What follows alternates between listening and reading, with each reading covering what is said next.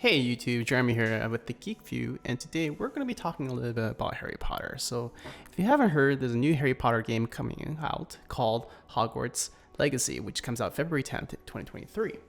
So, I figured let's take the time to kind of revisit some of the iconic houses and a little bit background information about each one, since we'll be dealing with a lot with them, I figured, in the upcoming game. So the four main houses are Gryffindor, Slytherin, Ravenclaw, and Hufflepuff, right? That's what we know. But let's take a little bit closer look into which each of those houses are, starting with Gryffindor. So the Gryffindor house primarily is students that show or have traits of bravery. They're the ones that are willing to take a chance on something, albeit a new perspective on something new, or going through a different means to achieve it. Their house symbol is the lion, and the founder of this house is Godric Gryffindor, one of the four main founders of Hogwarts. Some notable members are Harry Potter, the Weasleys, Hermione Granger. Those are iconic heroes in the Harry Potter films. Now, let's talk a little bit about the house iconic items. These are items that kind of make an appearance in the movies that are specific to that house. We have first the Sword of Gryffindor, which is a sword that only presents itself to a true Gryffindor in their time of need. So for Harry Potter in the Chamber of Secrets, it kind of appeared itself out of the sorting hat when he needed it to defeat the basilisk.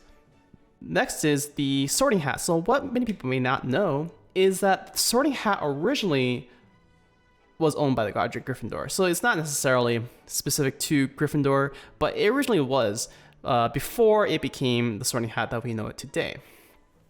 Next up, we have what I consider the opposite of Gryffindor is Slytherin, and they are the people who are in the Slytherin house are those who are ambitious or have lots of traits of ambition. They are the ones that are not afraid to color outside of the lines if it means getting what they want, getting results, and they kind of have a certain disregard for the rules.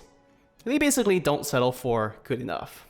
Their house symbol is the snake, obviously, and their founder is Salazar Slytherin, and notable members of this house are Voldemort, or Tom Riddle, and the Malfoys. Now, their iconic item, and this is not really an item, it's more of like a secret, is the Chamber of Secrets, which was built by the founder Salazar Slytherin, and then housed a basilisk in there. I don't know why, and maybe he thought it was like a cruel prank, but that's what I consider the iconic item. Next up is the Ravenclaw house. Now, the students inside the Ravenclaw house are the ones who are very intelligent, very book smart, savvy, and usually at the top of their class, that kind of thing, like they're book smart. They have the sharpest minds and are usually very good at solving a logical problem or deductive reasoning with logic. Their house symbol is the eagle, not the raven, surprisingly. Their founder is Rowena Ravenclaw, and notable members of this house are Myrtle, which we saw in the film as Moaning Myrtle, Cho Chang, the one that broke Harry Potter's heart, and Garrick Ollivander, who you may remember as the iconic wand maker that gave Harry Potter his very first wand in the first movie or book. Now, an iconic item of this house is Rowena's diadem, which we know it as one of the Horcruxes that Voldemort uses to house a piece of soul. But looking further into it, the diadem actually was a item that whoever wore it or whoever possessed it would increase a person's intelligence. A little backstory behind this, Rowena's daughter, Helena Ravenclaw, stole this item when she was still alive and fled to Albania because she was jealous of her mother's intelligence, wisdom, and savvy. So she wanted to become smarter than her mother, step out of her shadow, that kind of thing, and stole it. Anyway, years passed, and Rowena is on her deathbed. She's slowly dying, and her only wish is to see her daughter one last time. So she sends this one man, known as the Baron, who was infatuated with her. and has been in love with her for a very long time. But it was, of course, very one way. She didn't love him, but he pursued her. Anyway, the mom sends her to bring the daughter back to Hogwarts one last time. Unfortunately, when he confronts her and tells her to come back home, she refuses, and the Baron gets very, very angry, and in his rage, stabs her. It's a very, very tragic story. Anyway, so he stabs her, and in his regret, because, you know, that's what you do when you stab the love of your life, he killed himself, and both of them became ghosts of their respective houses. The daughter became the ghost of Ravenclaw, and the Baron became the ghost of Slytherin. Actually, he became known as the Bloody Baron because he's still covered in the blood of the life of the daughter. We actually see him in the movie as the Bloody Baron. Now you know. Of course, none of that really matters because the diadem is what matters, and we just know it as the Horcrux that Tom Riddle, Voldemort, gets a hold of to house his soul. Now, finally, the last house, which is Hufflepuff. This is usually considered the meme house or the joke house because, you know, why not? But actually, this one is the one that houses students that have a lot of empathy or have a need to help other people.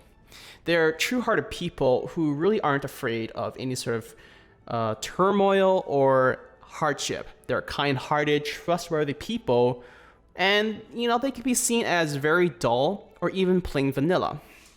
Their house symbol is the badger, and the founder is Helga Hufflepuff. Now, notable members of this are Nymphadora Tonks, who helped Harry Potter in the Order of the Phoenix and also in the defense of Hogwarts. And then the Scamander brothers that we see in the newer Harry Potter films. Fantastic Beasts and where to find them. Theseus Scamander and Newt Scamander are both notable members from Hufflepuff. Now, the iconic item is Helga's golden cup. This golden cup we see it as Voldemort. He uses it so that he can split his soul, and he's used to actually become a Horcrux as well. A little backstory behind this. So this cup was passed down through the Hufflepuff family descendancy. Tom Riddle tracked this person down and basically killed him and stole it, and then, you know, left no trace. So he stole the money and then he gave it to the Lestrange family, who is the crazy lady in the Death Eaters. He gives the Lestrange cup with housing his soul, who puts it into Greenwich Bank, which we later see Harry and his friends steal from the bank in the movie, because they gotta destroy the Horcruxes. Anyway, I hope that was useful information. These are the 4 houses of Hogwarts, and I hope to see more of this. I hope we get to learn a bit more about the backstories of each of these houses in the upcoming game, which we will eventually do a review when the game comes out, because who doesn't love Harry Potter? I mean, I do. But what do you think? Let me know in the comments below. Until then, I'll see you next time.